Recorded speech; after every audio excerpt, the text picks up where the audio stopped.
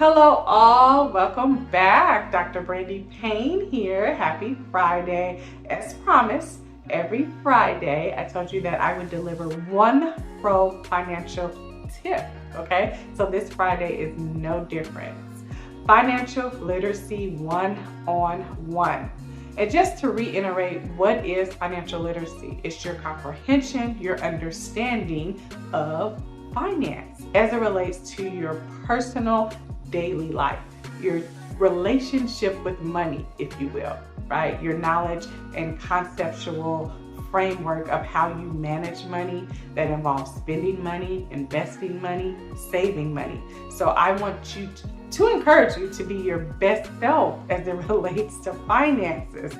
Be your best financial self. Set yourself up for a successful financial future, as well as your kids and your kids' kids, etc. Okay? So last week I talked about compound interest.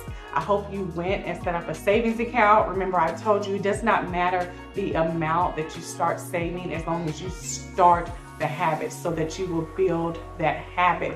And so as your maybe surplus of money increases, or as your income increases, you're able to save more money.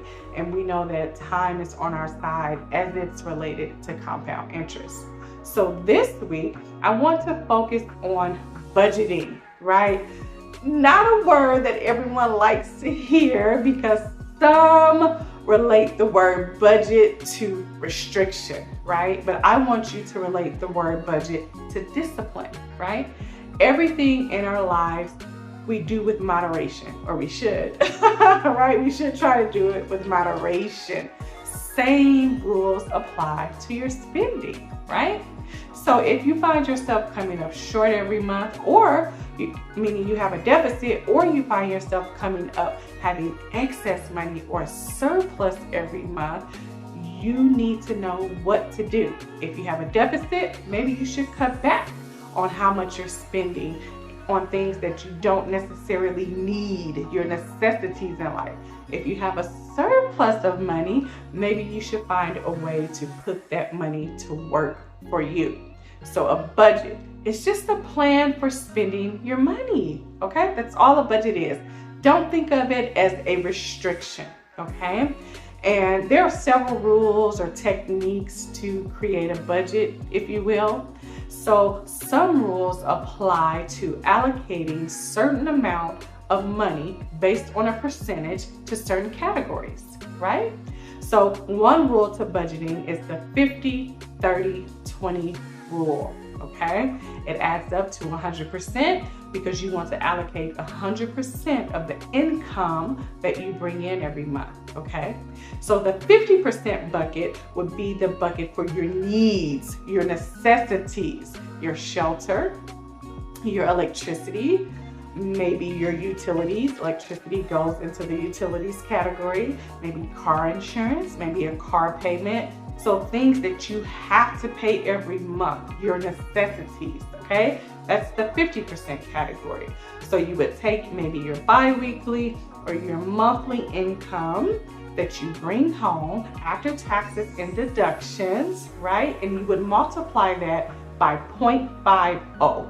And that would tell you the 50% that needs to go into that bucket. The needs, the necessities, the essentials, okay? Your 30% of your income, then you would still take that bi-weekly or that monthly income, that same full amount, and multiply it by 0.30. That 30% then could go towards your wants, right? Your shopping, vacationing, Starbucks, right? So that 30% would tell you, hey, I have X amount of dollars to spend money on what I want, okay? So you have 50%, the 30%, and then your 20% would go towards maybe your savings, your retirement, your emergency fund, or even charity, right? So you would take that same income that you bring home and you will multiply it by 0.20, okay? So when you add up all of the amounts that you've allocated to the 50% category, the 30% category, and the 20% category, those amounts should add up to the full amount that you bring home, okay? It could be based on that bi-weekly amount, if you're doing it bi-weekly, or that monthly amount. So that way you've allocated a different amount for each category as it applies to your life. You're holding yourself accountable to spending the amounts that you've created based on that 50-30-20 rule. What does that do? It holds you accountable, right? You can spend guilt-free, if you will, with that 30% category, because you know that 20% of your income went to savings or even paying off debt or charity, right? You created a rule for spending your money, right? We have tons of rules in life that are primarily some laws that we have to abide by per state or per the country you live in. So why not set a rule or a standard for spending your money? Something that will help you be accountable for how you spend your money and not just spending it haphazardly.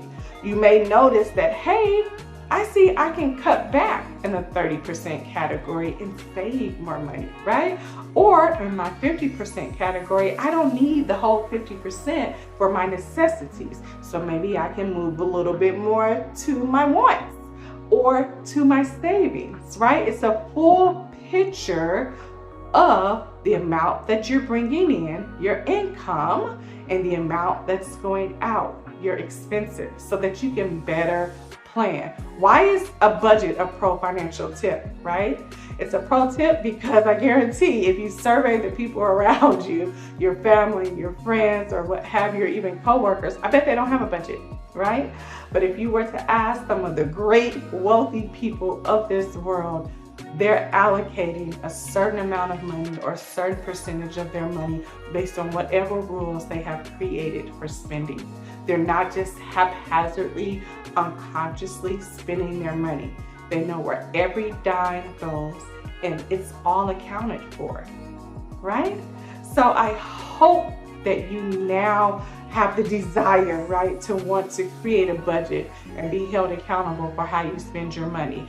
Just like last week, I will drop a link in the chat, right, or an app for that so that you can use an app or a Word document or a link to create a budget.